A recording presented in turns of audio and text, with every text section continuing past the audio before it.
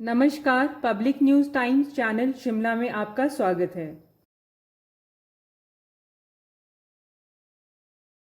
करने जा रहा है, जिस तरह से पार्किंग जो है उनको ऑनलाइन करने की जो है योजना शुरू की जा रही है, किस तरह का है, पर्यटकों के लिए खासकर कितना फायदेमंद रहेगा? देखिए, ये मेरा एक इस पे हम काफ़ी समय से काम कर रहे थे। ऐप के माध्यम से हमारा जो इसमें जो जहाँ स्लॉट्स है, बड़े बड़े स्लॉट्स है जो हमारे पार्किंग के, उसको उसमें स्पेस कम ऐप के माध्यम से पर्यटकों को एक सुविधा देने का हम प्रयास करें। और एक स्क्रीन भी लगाई जाएगी बैरियर के पास भी, और ऐप के माध्यम से भी जब पर्यटक एंटर करेगा तो, क्योंकि वो पार्किंग के लिए काफ़ी अरे परे धक्के खाता है आदमी, और उसको जो है वो प्रॉपर स्पेस नहीं मिलता, उसकी वजह से जाम भी लगता है। जाम ना लगे, इस कारण भी हम इसको एक प्रयास करने की कोशिश कर रहे हैं, ताकि लोगों को एक ऐप के माध्यम से उसको डाउनलोड करें कि इस स्लॉट में, इस फलाने स्लॉट में, या छोटा शिमला है, कसुम्पटी है, यूनिवर्सिटी है, या आपको जहाँ पर भी हमारे बड़े स्लॉट्स है, लिफ्ट है, वहाँ पर पार्किंग का प्लेस है कि नहीं है, तो ताकि टूरिस्ट सीधा वहाँ जा करके अपनी गाड़ी को खड़ी कर सके। दुकानें सजाते थे, अब ब्लू लाइन की जो मुहिम शुरू की है, किस तरह की है और कब तक पूरे शहर में जो इस तरह की लाइन्स लगा दी है? हाँ, देखिए, एक ये हमारा जो प्रपोज़ल है, ये काफ़ी समय से इस पे हम एक्सरसाइज कर रहे हैं, जो हमारे एज पर एक्टम्स में समय समय पर कार्रवाई भी करते रहते हैं।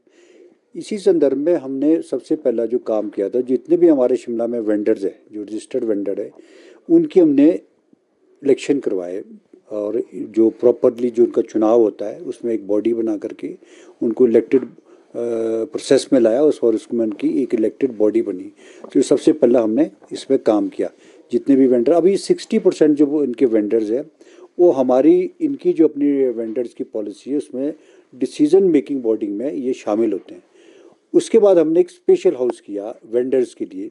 जो वेंडर्स हमारी कमेटी बनी है, उसका हमने स्पेशल हाउस किया गया, जिसमें सभी माननीय पार्षद भी आए थे, और सभी ने अपने अपने विचार भी रखे उसमें, किस तरह से हमने इन लोगों को बिठाना है, कैसे गलत तरीके से कहाँ बैठे हैं, और क्या क्या उसमें काम करने हैं, कौन सा वेंडिंग जोन है, कौन सा नॉन वेंडिंग जोन है, ये सारी चीज़ें हमने उस पर चर्चा की है। तो इसी संदर्भ में आजकल हम इसमें काम कर रहे हैं। और उसके बाद सरकार ने भी एक वेंडर पॉलिसी बनाई, जिसमें माननीय मंत्री हर्षवर्धन चौहान जी इसके चेयरमैन है। और हमारा जो प्रपोज़ल है, क्योंकि पूरे प्रदेश के लिए बन रही है, तो हमारा जो नगर निगम के परिधि में जो क्षेत्र आता है, हम उसको अपना जो हमने काम कर रहे हैं उसको लेकर भी, उस चीज़ को भी हम उस पॉलिसी और सरकार के पास हम उसको भी सबमिट करेंगे। तो ये सारी चीज़ें आजकल हमारी चल रही हैं, अलग अलग डिफरेंट वार्ड्स में डिफरेंट सिचुएशंस है। बाज़ार की पोजीशन अलग है, संजौली की पोजीशन अलग है, और वार्ड्स की पोजीशन अलग है। तो हम जहाँ जहाँ उसमें आजकल हमारा कार्य चल रहा है, कुछ जगह हम अब अगले फेज़ में हम ब्लू लाइन का काम करने जा रहे हैं, जहाँ पर जो जो उस एरिया से बाहर जो बैठेगा उसका चालान भी हम कर सकते हैं। तो ये सारी कार्रवाई हमारी आजकल प्रगति पर है, और उसका आगे अब एक बैठक, अभी हमारी 2 बैठकें और होनी है। माननीय उच्च न्यायालय भी इसमें मॉनिटरिंग कर रहा है हमको इसमें, और इसको भी हमने सारा सबमिट करना है।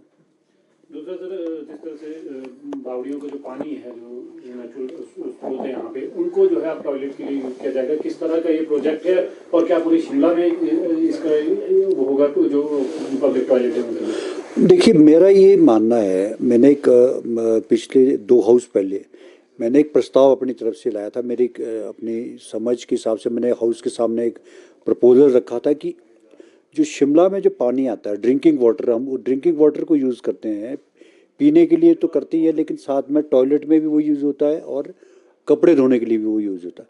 मैंने इसमें सुझाव, मैंने एक हाउस के सामने एक प्रस्ताव रखा कि शिमला में हमारे पास बावड़ियाँ बहुत है, लगभग 45 बावड़ियाँ हैं। मेरा ये कहना है कि अगर जो शिमला की जो टॉयलेट है, 120 टॉयलेट्स है, यदि हम उन टॉयलेट्स में भी अगर हम बावड़ी का पानी डाल करके उस पानी को यूज़ करें, तो हमारा लाखों लीटर पानी जो है ड्रिंकिंग वाटर वो बच सकता है।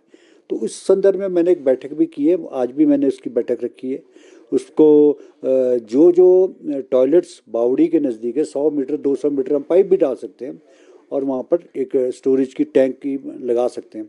तो उससे क्या होगा कि हमारा काफ़ी पानी की बचत भी होगा। एक हमारा प्रयास है, उसको हम एज ए पायलट प्रोजेक्ट ले रहे हैं, और माननीय पार्षदों से भी मैंने निवेदन किया है, जहाँ जहाँ जिसके वार्ड में बावड़ियाँ हैं, बावड़ियों के साथ अगर टॉयलेट थोड़ा सा ऊंचे में है या नीचे में है टॉयलेट, तो उसको हम वहाँ तक नाली पहुँचा करके अपना पानी ले जा सकते हैं। ग्रेविटी में पानी आना है, तो उसको उसमें एक प्रयास कर रहे हैं। लगभग हमने 10-15 टॉयलेट्स को हमने ट्रेस किया है, जहाँ पर उसके बाद अब माननीय पार्षदों से मेरे को सुझाव आएंगे तो हम उस कार्य को भी मैं करना चाहता हूँ, क्योंकि वाटर का बिल भी, पानी का बिल भी कम आएगा और पानी की बचत भी होगी।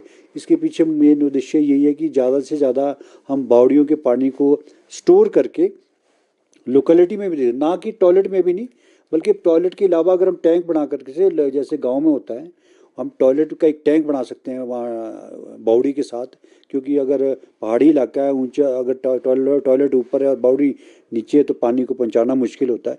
तो हम लोकेलिटी में भी हम उसको पानी को पहुँचा सकते हैं, नालियाँ डाल करके अपने वो टॉयलेट को, और उसको यूज़ कर सकते हैं। मकसद ये है कि पानी की बचत भी हो और जो बावड़ी का पानी उसका प्रॉपर यूटिलाइज भी हो।